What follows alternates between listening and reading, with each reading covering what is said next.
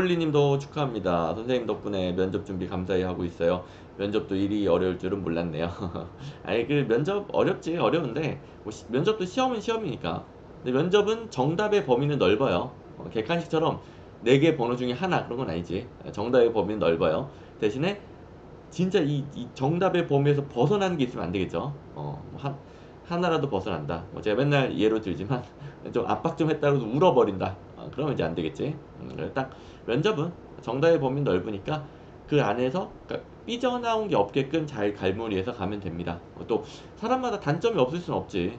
단점이 있으면 좀 연습해서 적어도 이제 면접 날만큼은 연습을 통해서 잠시 좀 아닌 척 할 수 있게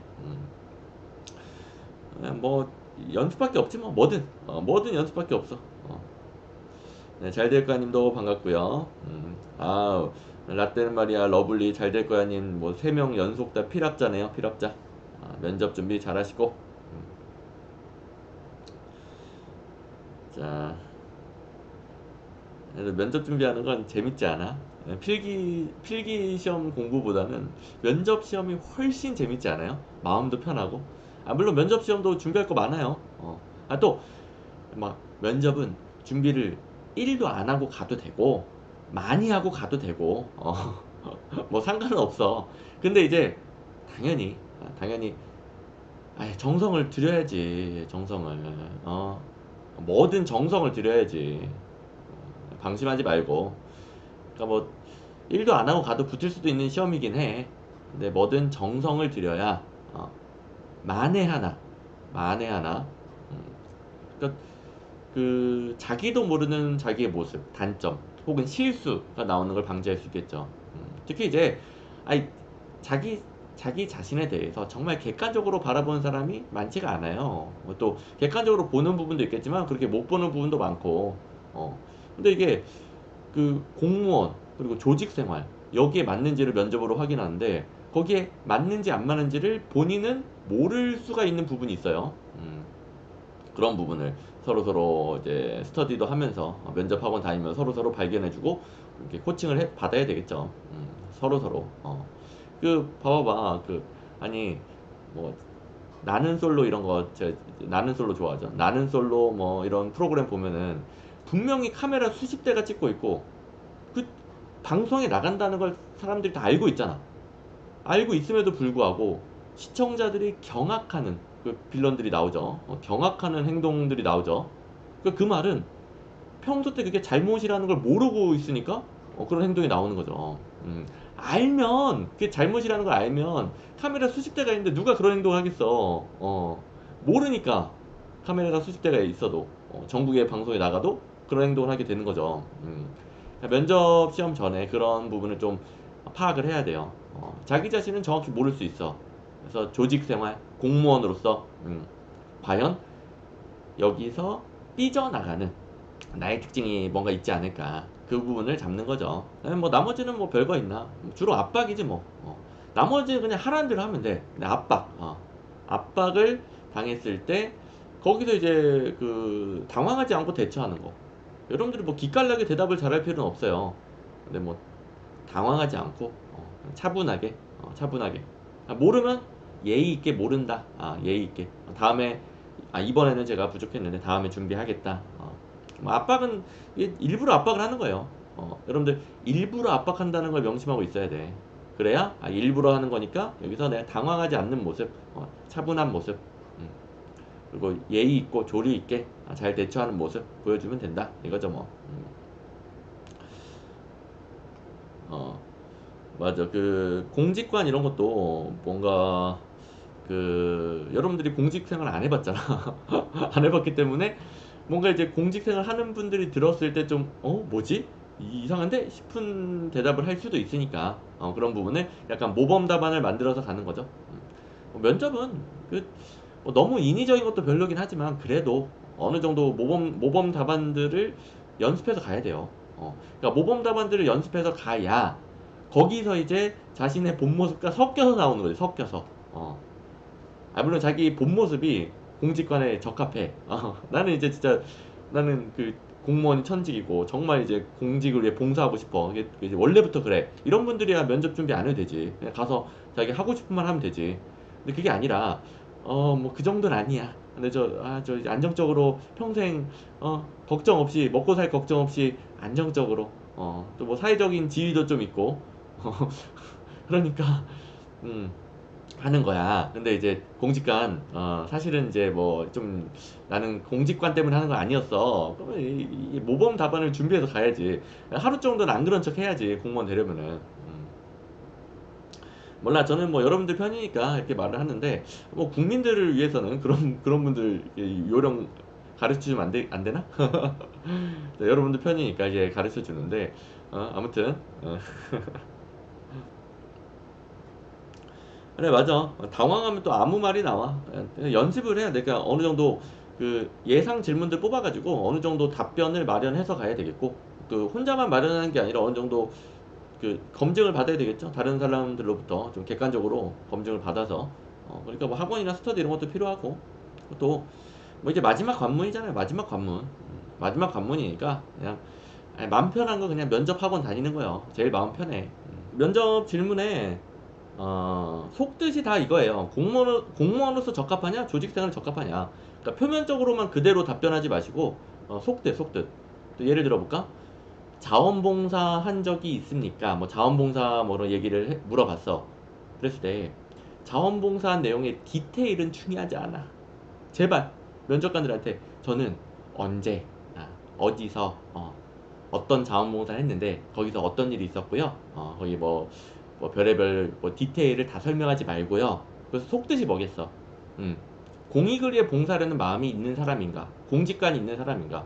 딱 그것만 얘기하면 되는 거예요. 그러니까 사실관계는 저는 뭐 이런 데서 어떤 자원봉사를 한 적이 있습니다까지만 하면 되는 거예요. 이런 데서 어떤 자원봉사를 한 적이 있습니다. 그 다음에 할 말 뭐예요? 그걸 해보면서 저는 정말 이런 그 다른 사람들 도와주는 거에 대해서 좀 보람을 느끼고 제 평생 직업으로 삼아도 되겠다라는 생각이 들었습니다. 그래서 공무원 시험에 공무원 되려고 했던 겁니다. 이렇게 답변을 해야 되는 거예요. 디테일 얘기하지 말라고. 거기 갔는데 뭐 어떤 일이 뭐 사고가 있었고요, 뭐 어쨌고요, 저쨌고요, 예쁜 누나가 있었고요, 또 멋있는 오빠가 있었고요, 뭐 누가 밥을 사줬고요. 그런 거 디테일 얘기하지 말고 뭐라고? 딱 어디서 어떤 자원봉사를 했습니다. 하면서 저는 남을 도와주는 일에 보람을 느끼고 그래서 공무원 시험까지도 준비하게 됐습니다. 그 경험을 살려서 공무원이 돼서 열심히 봉사해보고 저도 보람을 느끼고 또 봉사활동에 또 사회적인 가치가 실현되기를 바랍니다.